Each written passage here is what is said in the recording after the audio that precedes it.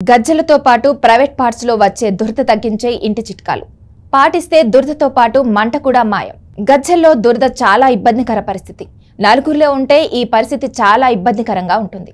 అందుకే ఈ సమస్యను తగ్గించుకోవాలి.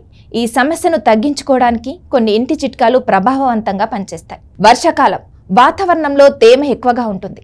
దీని కారణంగా శరీరంలో అధిక చెమట, దురద సర్వసాధారణం. కానీ ఇది ప్రైవేట్ పార్ట్స్ లో అయితే సమస్య ఇబ్బందికరంగా ఉంటుంది.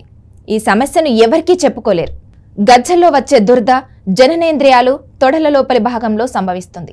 ఈ ప్రదేశాలలో దురద అసౌకర్యాన్ని కలిగిస్తుంది.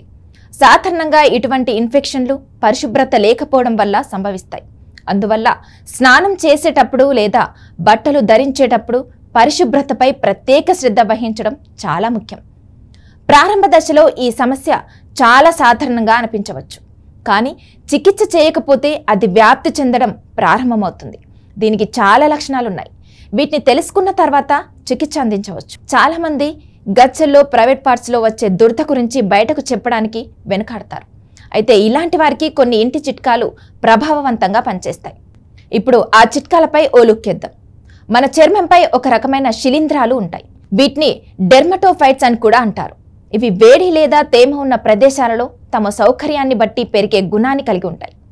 గజ్జల్లో దురద ఈ శిలీంధ్రాల సమూహం వల్ల కలిగే ఒక రకమైన ఇన్ఫెక్షన్. సాధారణంగా ఇది తొడలు, నాభి, నడుము, అంతర్గత భాగాలు లేదా ఇతర ప్రదేశాలలో సంభవిస్తుంది. పురుషుల కంటే స్త్రీలకు తక్కువ సమస్య ఉంటుంది. కానీ పరిశుభ్రత పాటించకపోతే స్త్రీలు కూడా ఈ సమస్య బారిన పడవచ్చు. దురదతో పాటు మంట సమస్య కూడా ఉంది. చర్మంపై దద్దుర్లు ఉండవచ్చు. దీని రంగు సాధారణ చర్మం కంటే భిన్నంగా ఉంటుంది. ప్రభావిత ప్రాంతంలో చర్మం మారవచ్చు. నిరంతరం దురద ఉన్నట్లు అనిపిస్తుంది. ప్రభావిత ప్రాంతంలోని చర్మం పగుళ్ళు లేదా పొట్టు రావచ్చు. దురదతో చాలా అసౌకర్యంగా అనిపిస్తుంది. అయితే కొన్ని చిట్కాలతో గజ్జల్లో దురద తగ్గించుకోవచ్చు. దురదతో పాటు మంట సమస్య కూడా ఉంది. చర్మంపై దద్దుర్లు ఉండవచ్చు. దీని రంగు సాధారణ చర్మం కంటే భిన్నంగా ఉంటుంది. అయితే కొన్ని చిట్కాలతో గజ్జల్లో దురద తగ్గించుకోవచ్చు. లిస్టరిన్ అనేది మౌత్ వాష్. ఇది యాంటీసెప్టిక్, యాంటీఫంగల్, యాంటీబ్యాక్టీరియల్ లక్షణాలను కలిగి ఉంటుంది. ఇది గజ్జల్లో దురద నయం చేయడానికి సహాయపడుతుంది. కాటన్ బాల్ను మౌత్ వాష్లో ఉంచి ప్రభావిత ప్రాంతంపై అప్లై చేయండి. ఇలా అప్లై చేయడం వల్ల కొంచెం మంట అనిపించినప్పటికీ కొంచెం తర్వాత రిలీఫ్ లభిస్తుంది. ఈ చిట్కా పాటించేటప్పుడు ఏమైనా ఇబ్బందులు కలిగితే వైద్యుని సంప్రదించి తగిన సలహా తీసుకోండి. దీన్ని 2-3 రోజులు అప్లై చేయవచ్చు.